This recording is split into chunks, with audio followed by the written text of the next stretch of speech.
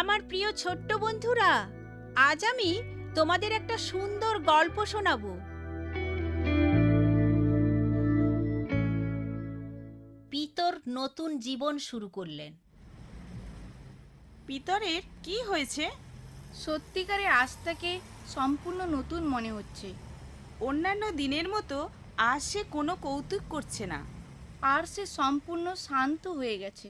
পিতরকে দারুণ শোকার্ত দেখাচ্ছিল। তিনি যেন পিঠে অদৃশ্য কোনো বোঝা বয়ে চলছেন। অদৃশ্য বোঝা, অত্যন্ত ভারী বোঝা।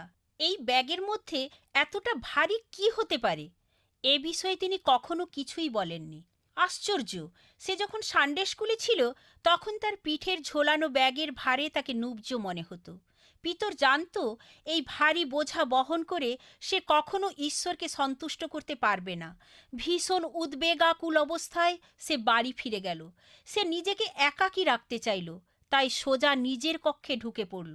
তার প্রধান চিন্তা হলো এই ভারী বোঝা যা তাকে নিয়ত বহন করতে হচ্ছে, আর তাই তাকে ঘিরে ধরল। যে মালটি স্টোর থেকে সে চুরি করেছে, মায়ের টাকার থেকে যে টাকা চুরি করেছে, লোকদের হাসাবার জন্য সে যে মিথ্যা ও নোংরা তামাশা করেছে, পিতর চিন্তা করল এভাবে চলতে পারে না। বাইবেলের গল্পের মাধ্যমে সে জানতে পেরেছে যিশু সবকিছু নতুন করে গড়তে পারেন। নতুনভাবে যাত্রা পিতর যা আকাঙ্ক্ষা করে, আর সে কারণেই সে এমন কিছু করল যা ইতপূর্বে আর কখনোই করেনি। সে প্রার্থনায় বসল। আন্তরিকতা নিয়ে বিনয়ের সাথে সে যিশুর কাছে প্রকাশ করল সবকিছুর জন্য কতটা দুঃখার্ত ও লজ্জিত হয়েছে। সে এমন একজনের সাথে কথা বলেছে যাকে আমরা দেখতে পাই না, কিন্তু তিনি সবসময় আমাদের সাথে থাকেন আর আমাদের প্রতিটি কথা শোনেন। প্রভু যিশু, তোমাকে ধন্যবাদ দিই। আমার সমস্ত ঘটনা জেনেও তুমি আমাকে কতই না ভালোবেসে থাকো। আমি যে সকল মিথ্যাচার করেছি এবং আমি চুরি করেছি ও অশ্রাব্য ভাষা বলেছি, সেজন্য আমাকে ক্ষমা করো। আমার হৃদয় পুত পবিত্র করো। আমার হৃদয়ে এসো এবং আমার প্রভু হয়ে দাঁড়াও। আমেন। তার প্রার্থনার পরে পিতর খুবই হালকা হয়ে উঠল, কারণ তার প্রার্থনার জবাব দিলেন যিশু 3 প্রকারে। এবং সাথে সাথে আনন্দে পিতর বলল, তোমাকে ধন্যবাদ প্রভু যিশু, তুমি আমাকে ক্ষমা করে দিয়েছ আর সদা সর্বদা আমার সঙ্গে সঙ্গে থাকবে। অন্যরা পিতরের জীবনের প্রচুর পরিবর্তন দেখতে পেল।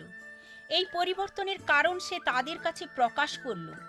অনেকে তার সাথে তামাশা করল, তবুও পরিবর্তনের মূল বিষয় তাদের কাছে খুলে বলল। এই ধরনের বোঝা তোমার পিঠে চেপে আছে কি?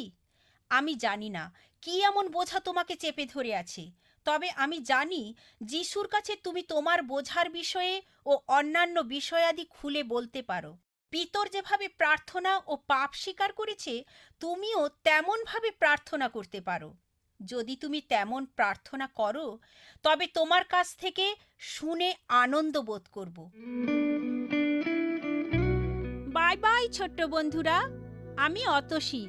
তোমাদের প্রশ্নের উত্তর পেতে চিঠি লেখো। অল ইন্ডিয়া মসি জামাত, post box number 6079, west Patelnagar, new Delhi 110008, India.